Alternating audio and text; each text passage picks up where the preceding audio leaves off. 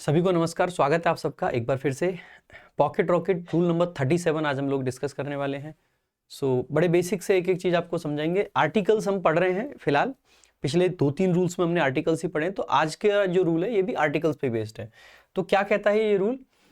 नीचे दिए गए जो नाउन्स हैं इनके पहले अक्सर आर्टिकल द का प्रयोग किया जाता है, यानी कि मोस्टली आप पाओगे कि जब इनको जनरल सेंस में यूज करते हैं तो आर्टिकल द का यूज करते हैं। जैसे स्काई, जैसे कि सी। अब क्योंकि ये क्या है ना, सी इन जनरल यानी समुद्र की बात कर रहे हैं हम, जनरल सेंस है। जनरल सेंस है मतलब यहाँ पे किसी एक सी की बात नहीं है, यहाँ पे एक जनरल केस बन रहा है। स्काई, क्योंकि स्काई तो एक ही है, यूनिक चीज हो जाएगी तो आर्टिकल द आ जाएगा। ट्रूथ, जनरली क्या होता है आपने देखा होगा, हम कहते हैं टेल अ लाई, लेकिन हम कहते हैं स्पीक द ट्रूथ। ऐसा क्यों होता है?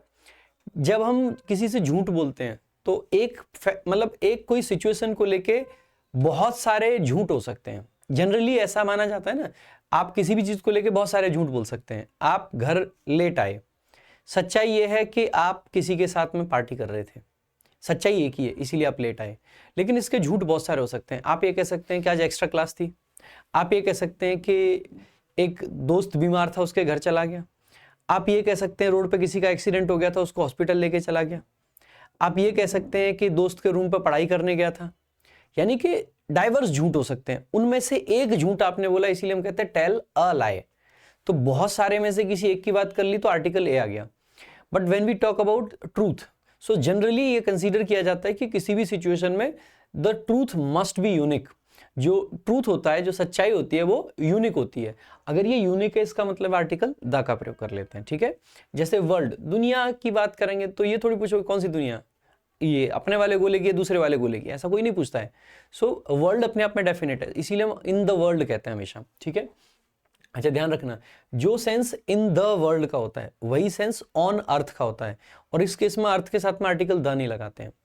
अब आप कहोगे सर लेकिन यहाँ पे भी अर्थ तो डेफिनेट है, बट मेरे भाई ये ना फ्रेज है ऑन अर्थ। ऑन अर्थ का मतलब इन द वर्ल्ड, क्योंकि जब अर्थ के साथ में द आर्टिकल लगता है तो अर्थ को हम एज अ प्लेनेट ट्रीट करते हैं, ना कि दुनिया के तरीके से। देखो, अर्थ के दो सेंस हो सकते हैं। पहला, अर्थ एक प्लेनेट। दूसरा, अर्थ यानी कि जो हमारी पृथ्वी, हमारी दुनिया जो है, एक प्लेनेट नहीं कह रहे हैं, हमारा जो संसार है उसकी बात जब हम करते हैं तो क्योंकि प्लेनेट के नाम के साथ में ऑलरेडी द आता है, तो अर्थ के साथ अगर द है तो हम उसको एज अ प्लेनेट ट्रीट कर रहे हैं। लेकिन जब अर्थ के साथ द नहीं है तो उसको हम दुनिया के सेंस में लेते हैं, तो ऑन अर्थ का मतलब हो जाता है इन द वर्ल्ड। ठीक है, तो ध्यान रखेंगे इस चीज का। ऐसे ही आपके जो पार्ट ऑफ डे होते हैं, in the morning, in the evening, in the afternoon, ये होते हैं। अच्छा ध्यान देंगे, इवनिंग, मॉर्निंग, आफ्टरनून, अगर इनके साथ में इनकी जगह पर ऑन प्रेपोजिशन आ जाए तो हम कहते हैं on a cold morning, on a hot afternoon, या on a scorching afternoon, on a cold morning. ठीक है, तो यहां पे फिर आर्टिकल ए आ जाता है, तो ये भी ध्यान देंगे। यूनिवर्स, यूनिवर्स तो एक ही है, अगर एक ही है तो हम हमेशा क्या कहते हैं, यूनिवर्स के साथ आर्टिकल द आ जाएगा। अच्छा, मॉर्निंग, इवनिंग, आफ्टरनून से ध्यान आता है नाइट का। नाइट के साथ में अगर इन प्रेपोजिशन है तो हम आर्टिकल द लगाते हैं, इन द नाइट। ठीक है, अगर हम नाइट के साथ में ऑन प्रेपोजिशन लगाएंगे तो ऑन अ नाइट बोल देते हैं। ठीक है, ऑन अ डार्क नाइट, इस टाइप से आ जाता है।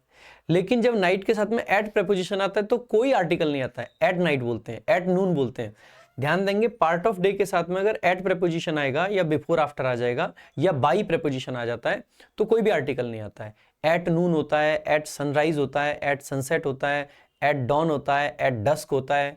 ठीक है, इनके साथ में आर्टिकल द का प्रयोग नहीं करते हैं, एट नाइट के ना एट नून के। ठीक है, ध्यान रखेंगे। हालांकि नाइट के साथ जब इन आता है तो इन द नाइट लिखते हैं। ठीक है, याद रखेंगे। ऐसे ही इन्वायरमेंट हो गया, ये भी डेफिनेट चीज है तो इसके साथ भी आएगा। वेदर के साथ भी आर्टिकल द आता है, ओशियन के साथ भी आर्टिकल द आता है। ओशियन मतलब कोई भी ओशियन की बात हम कर रहे हैं यहाँ पे। जैसे एक एग्जांपल देखते हैं, the most beautiful fact about a world is that everyone has to leave it one day. दुनिया के बारे में जो सबसे अच्छा फैक्ट है वो ये है कि सबको एक दिन जाना है। ठीक है, सबको एक दिन जाना है। तो आप देखोगे वर्ल्ड लिख रखा है, तो वर्ल्ड है तो आर्टिकल ए का नहीं, किसका प्रयोग होना चाहिए यहाँ पे, आर्टिकल द का प्रयोग आपको कर देना चाहिए। ठीक है, so article the is used. Next देखेंगे अगला आपका। तो अब एक बार प्रीवियस ईयर कुछ क्वेश्चंस हैं, इनको देख लेते हैं। ये एसएससी सीजीएल प्री 2022 शिफ्ट 2 में आया हुआ है, ये डेट लिखना भूल गए गलती से। आफ्टर नोइंग द ट्रूथ होना चाहिए, तो ट्रूथ आ गया तो आफ्टर नोइंग द ट्रूथ। ठीक है, अच्छा ध्यान देंगे, ट्रूथ के साथ में आर्टिकल द हम हटा भी देते हैं जब हम कहते हैं अ ग्रेन ऑफ ट्रूथ। ठीक है, सो अगर ट्रूथ के पहले ऑफ आ रखा होता है ना, अ ग्रेन ऑफ ट्रूथ, तो वहां पे आर्टिकल द नहीं लगाते हैं, ठीक है। So the jury took the right decision in the case, ठीक है। अब जैसे राइट डिसीजन हमने लिखा है ना, जनरली हम राइट डिसीजन के साथ आर्टिकल द का प्रयोग करेंगे, क्योंकि राइट डिसीजन एक ही हो सकता है। Generally it is a wrong decision, it is a wrong decision, a wrong decision, because there may be more than one wrong decisions, ठीक है। ऐसी पॉसिबिलिटी है, there may be more than one wrong decision. So wrong decision एक से ज्यादा हो सकते हैं। ध्यान रखना, मोर देन के साथ में हमारी टेंडेंसी होती है कि प्लूरल नाउन लगा दें, लेकिन मोर देन वन के साथ में हमें सिंगुलर नाउन लगाना चाहिए। There may be more than one wrong decision, decisions नहीं बोलेंगे, जो कि मैंने गलती से भी खुद भी बोल दिया था, ठीक है। ह्यूमन टेंडेंसी है, लेकिन हमें कॉन्सेप्ट पता होना चाहिए कि मोर देन वन के साथ में सिंगुलर नाउन आता है, ठीक है, और सिंगुलर ही वर्ब आती है। तो हाँ, अपार्ट फ्रॉम दैट तो ध्यान देंगे। तो रॉन्ग डिसीजन एक से ज्यादा हो सकते हैं, एक से ज्यादा हो सकते हैं, तो आर्टिकल आ जाता है। It is the right decision, it is a wrong decision but it is the right decision. So ये ना बेसिक है, आर्टिकल्स इतने डिफिकल्ट नहीं होते जितने हम उनको समझ लेते हैं। We just need to understand some concepts, हमें कुछ कॉन्सेप्ट्स जानने होते हैं, हमें कुछ लॉजिक समझने होते हैं। लाइक हम याद कर लेते हैं, रट्टा मार लेते हैं कि सुपरलेटिव डिग्री के साथ में आर्टिकल आता है। क्यों आता है? It is simple.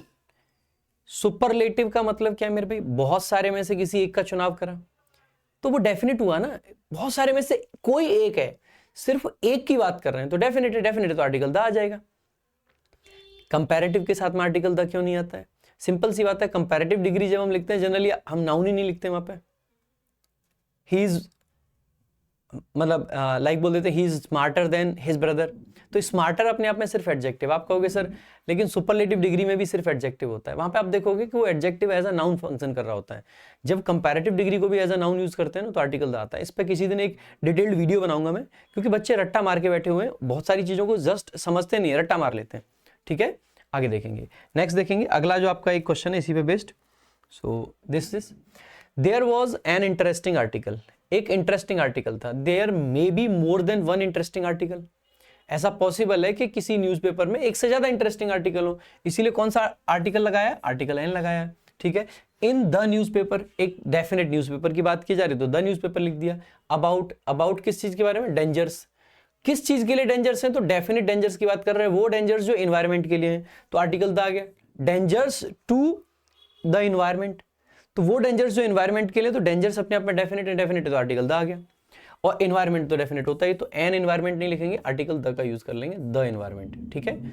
आगे देखेंगे, नेक्स्ट आपका अगला जो क्वेश्चन है, अच्छा एमटीएस का क्वेश्चन है।